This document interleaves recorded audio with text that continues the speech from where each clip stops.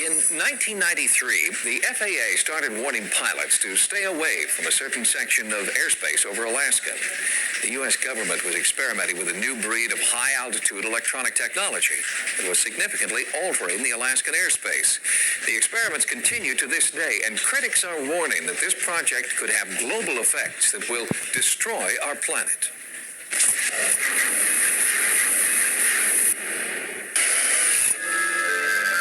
In Alaska, the rugged, pristine wilderness is timeless, most of it remaining just as it has for thousands of years. In the midst of all this natural beauty, just outside the small town of Gakona, stands an enormous and seemingly harmless antenna farm. It is a $100 million Air Force project known as Haarp, and critics of the soon-to-be completed facility charge it just may turn out to be the ultimate doomsday machine. It's got all the marks of Dr. Strangelove on it. Haarp is an acronym for High Frequency Active Auroral Research Program. According to Program Manager John Hesher, Haarp is a research facility designed to study the ionosphere. All the military have communications, surveillance, navigation systems whose paths either traverse the ionosphere or reflect from it. And so we need to be very careful about what we know about it and how we study it. What we're interested in is what is the effect of a large input of energy on the ionosphere. The ionosphere is the outermost layer of the Earth's atmosphere. It is part of an electromagnetic field that keeps out harmful solar and cosmic radiation. One visible effect of the sun's rays hitting the ionosphere is the aurora borealis, known as the northern lights. The ionosphere also plays a vital role in worldwide radio communication. The first transmission of radio waves across the ocean were quite a surprise when it was first done. People thought there'd be no chance to transmit signals across the ocean by wireless. And in fact, what the ionosphere does is act like a mirror. And so you transmit a signal and it bounces off the ionosphere and then it bounces off the Earth. When Haarp is fully operational, it will transmit extremely powerful blasts of high-frequency radio waves directly up into the atmosphere, superheating the electrons that make up the ionosphere. This will cause them to disperse, effectively punching a hole in the ionosphere. But after you turn the instrument off, this thing kind of moves around and it gets replenished. And within a few minutes, it's back to where you can't even detect that there's a hole anymore.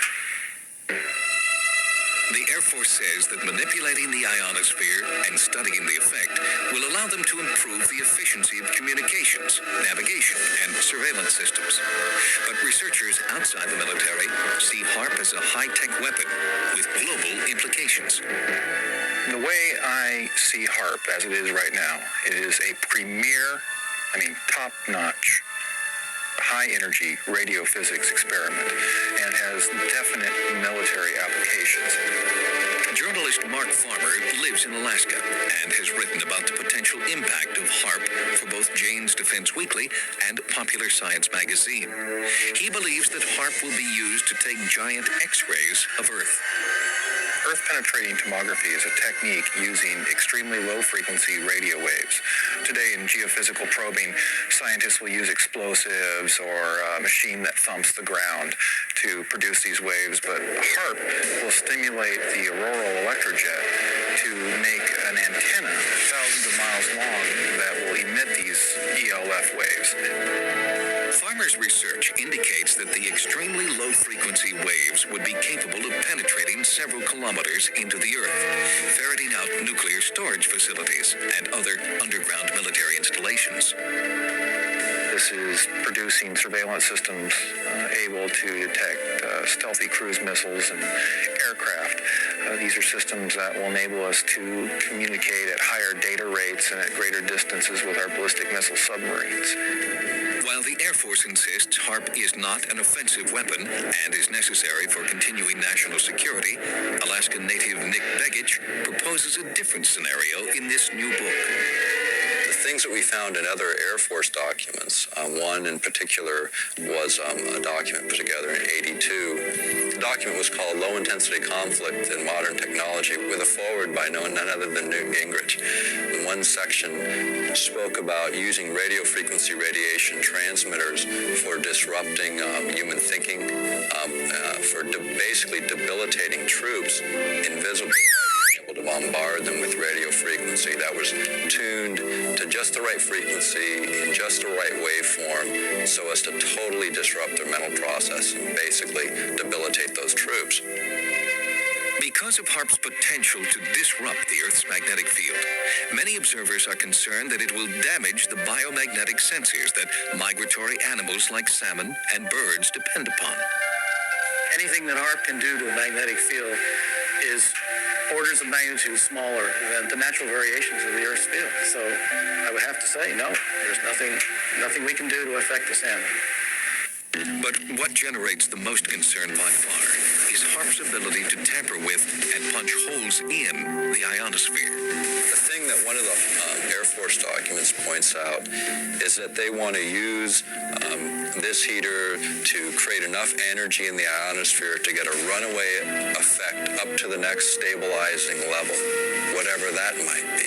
It's precisely whatever that might be that worries Dr. Patrick Flanagan, a physicist who believes the ionosphere is extremely fragile. The ionosphere is a chaotic system that is on the edge of instability. So the trigger point for Haarp would be that energy and that frequency which throws the ionosphere into chaos. In other words, it would be that point which throws it over the edge. For example, it is believed that a hole in the Earth's ozone layer has caused an increase in infrared radiation, contributing to the melting of the polar ice caps and forcing New Zealand children to wear protective clothing to school. Flanagan and others believe the potential danger from a hole in the ionosphere is much greater. It could create a change in the ionospheric shield that protects us from cosmic radiation. We're worried about the ozone layer. The ozone layer is nothing compared to what Haarp could do.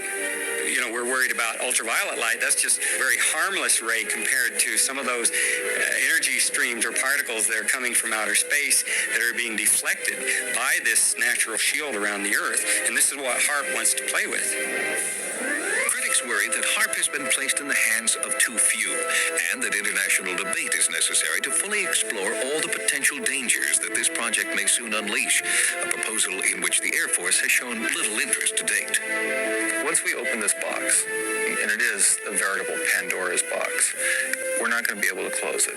And of course, once you acquire a technology, you want bigger and better aspects of it. And then we come into the questions of whether or not, if we go big, if we go better, if we're going to cause damage to our planet. Proponents of Haarp insist the danger has been grossly exaggerated. The project continues to move forward as scheduled and will be fully operational by 1997.